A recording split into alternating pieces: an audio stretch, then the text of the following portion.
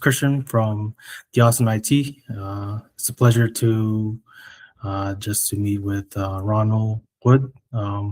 He's currently a SOC analyst, and yeah, I just wanted to see the kind of interview, ask you a question about your experience and just kind of like talk about like what is the role of a SOC analyst. So um, I think some people may think maybe all about hacking or um, who knows, but uh, I think from the definition, SOC is like a security operations center. So yeah, what would you describe as like as your role and like what do you do?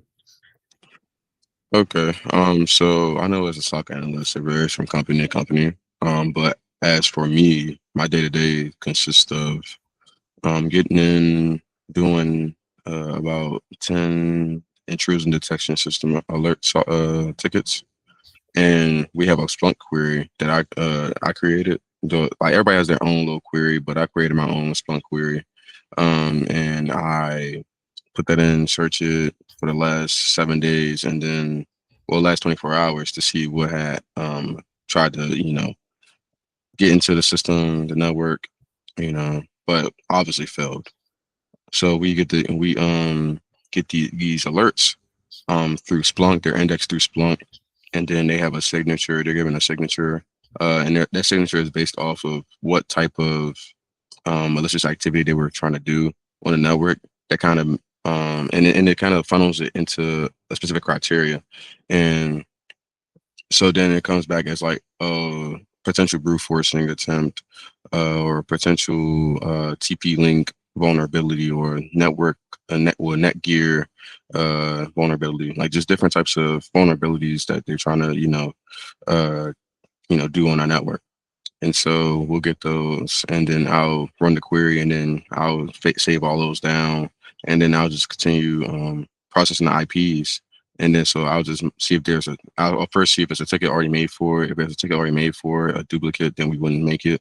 Then because it's already being blocked technically. And if there's no ticket made for it, then I'll run it through VirusTotal.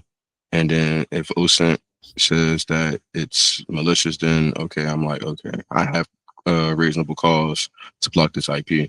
And then I'll then run it through Splunk again, our firewall query. And then with our firewall query, then I will see if it hit the firewall, and if it says default deny all, then that means it automatically, blocked it, but that's possible. That's more reasonable cause to block the IP from my network permanently, unless specifically mentioned otherwise.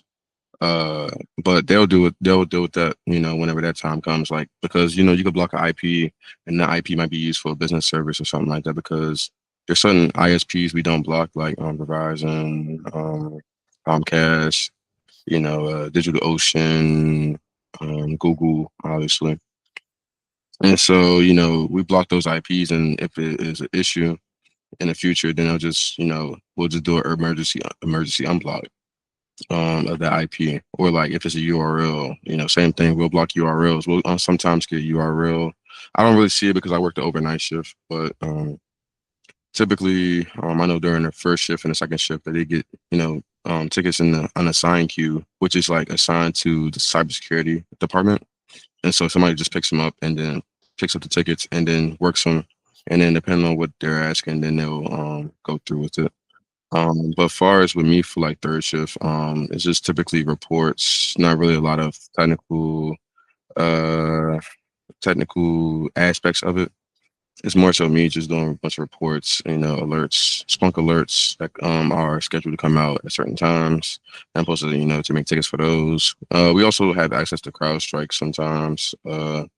We go through there, and then we play around a little bit, just to pass the time by and learn some things about it. But yeah, for the most part, for my SOC, it's not super duper technical, which is something I come to realize. But it's fine. I enjoy it. I'm still learning. To some level, and to some degree. It's just I wish it was more technical. But it's Oh, fine either way. Yeah. yeah. because I know before I even got into a SOC analyst position, I kind of was like, oh, I'm gonna be like looking through logs, looking to see if there's different types of attacks, like be very reactive and not like kind of, just kind of doing busy work, which is with the send tickets. But nonetheless, it's still a SOC analyst position. It's not as technical, but it's still a SOC analyst position. Okay. For anyone like you think that would want to try and get to the role, what certification do you think is needed, or how would one would need like type of experience or maybe type of advice for someone to try to get into a SOC analyst role? Okay. So for far as certifications, I would recommend at least the Network Plus and the Security Plus. Start out, get a good foundation, because networking is really important in IT in general, not just cybersecurity, because cybersecurity is a sector of IT. I feel like networking gets you really, really far within this sector, not just cybersecurity, but all of IT. And like, you don't need a CCNA unless like you want to go that route, but just having the basics of networking and the security plus, the material in there is really, really nice. It goes over all the basics and fundamentals of like certain attacks and just like basic security controls and just ways to secure an environment, and I feel like that's necessary. I don't recommend going for the cybersecurity analyst plus initially, unless like you really want to do that. I would recommend you do that just to stand out, because everybody's getting a security plus and network plus and A plus. So I would Oh, recommend okay. you get the cybersecurity analyst plus if you are trying to go the SOC analyst route. It might, I'm not saying it's a guarantee, but it would help you stand out more. As far as anything else, certifications wise, I'm thinking, I went the route of getting the cloud cert just to have, show that I have cloud knowledge, even though we don't use the cloud in my current role. I don't know if that really helped me. I don't really think it did, but it doesn't hurt to get it. And plus the AZ900, I recommend that, or the Amazon Cloud Practitioner. Either one of those are solid because they teach you the basics of a cloud platform. I don't recommend anything GCP, because GCP isn't like really like used in corporate environment. It's probably used for like certain like something like maybe used for like certain different like cloud apps or something like that. It might have GCP might have its own individual like sector in the cloud, for a company. Whereas Azure and Amazon may have a bigger, a bigger whole, a much more important aspect to their company.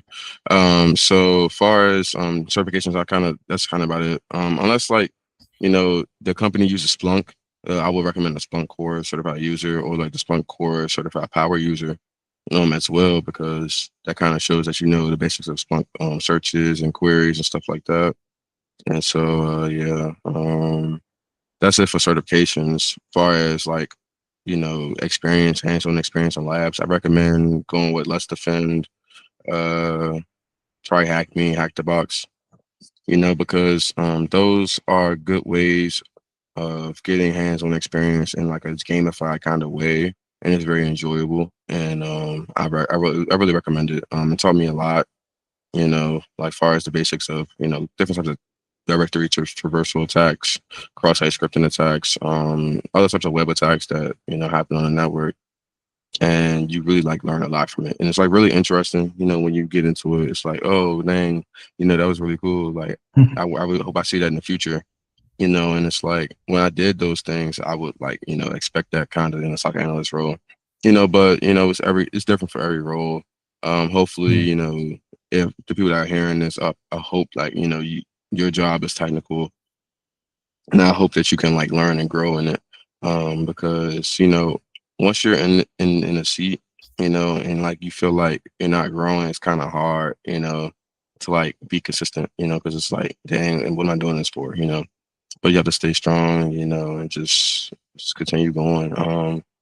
But yeah, I also recommend a home lab as well, like a couple of like at least 2-3 projects. I feel like really just like to really fine tune the resume and make it just as polished as possible and be like the most, I guess, prominent candidate out of all people that apply for certain jobs, you know, and obviously, you know, document all that on LinkedIn. Be like annoying to your followers and your connections on LinkedIn. Post daily. Try to post daily.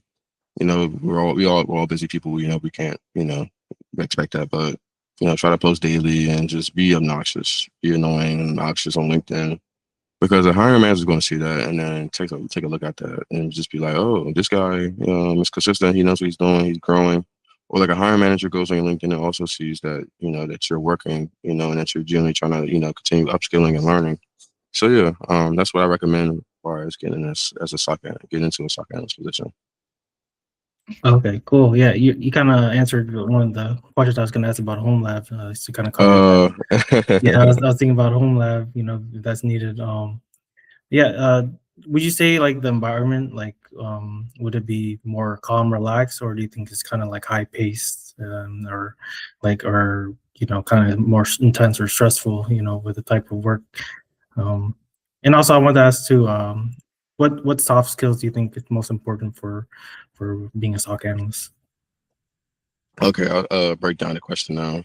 I'll start with the first question. So far as my environment, I would say it varies, you know, from company to company, obviously. But for me, I feel as though it's more like, you know, calm, relaxed. Just because I'm on third shift, you know, overnight, nobody's on at all. It's just everybody's sleep. We're like the graveyard shift, you know, while everybody's sleep, we're at work. Like we're the night watchers, we're vigilant, you know. We have to be on the lookout for everything because you never know. We have gotten things overnight, but like it's been nothing major. It's just been false positives. But yeah, I know for the morning shift and the day shift that they're more reactive. They don't really have like a lot of downtime, but they do have downtime here and there depending on the day. Um, but as far as soft skills, I feel as though you have to be a team player. You have to know how to communicate really well, be coherent with what you're trying to convey because it's really hard to convey certain things to like people that may not understand or like don't get the technical aspect of cybersecurity. So you kind of have to like funnel it and filter it through into saying it in like a more like just normal way, you know, or like giving like scenarios and stuff. But yeah, mainly being a team player and just being humble and showing the willingness to learn, and not thinking you're too big for the program essentially. Just you know, listening, taking heed to advice, and just not being prideful and having an ego. You know, that's not gonna really get you far here. It's not gonna open those doors. Always being humble and always, you know, adhering to what people have to say and just being open, you know, that's going to get you far because you never know where it may lead you, you know.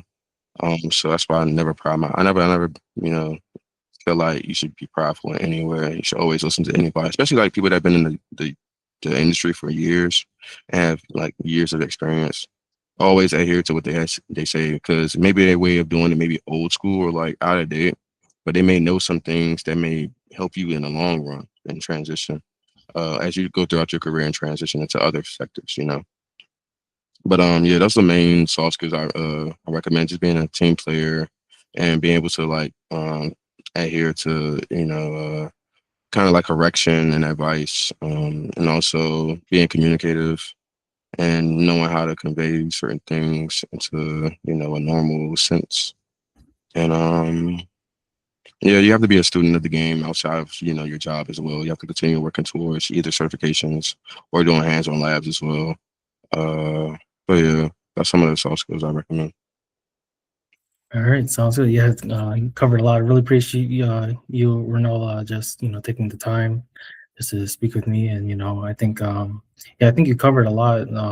Yeah, I think this would help anyone that you know that would be interested in trying to get a role or interested in cyber or you know as a SOC analyst. So, you know, I definitely think you know always trying to learn and yeah, kind of like what you said, you know. being humble and, listening to what people tell you. So, people that have been there longer, that's definitely important too. You can learn from people that have more experience and wisdom. So anyway, I just want to thank you again for your time, and I look forward to, connecting with you, and, Happy New Year again, 2026. So I wish you the best of luck for the coming year. So You as well. You as well.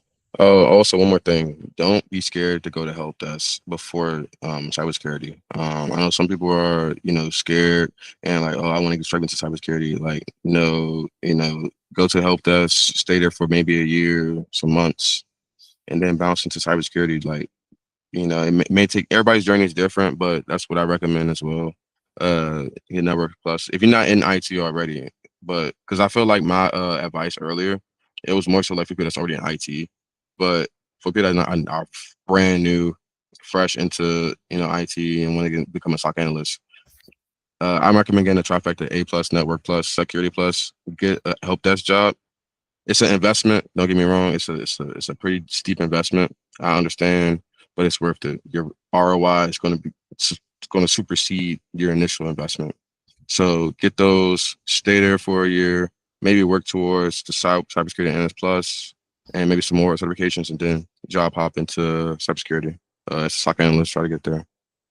I definitely agree with that. Just want to clear that up. Yeah, because that's the fundamentals, CompTIA, A plus, Sec plus, Network plus. So that's good background knowledge to have. So Yeah. Thanks again for for pointing that out. So No problem. anyway, I'll continue to chat with you and appreciate your time again. Thank you. Yeah, me too. Thank you. I'm glad being here. Thank you.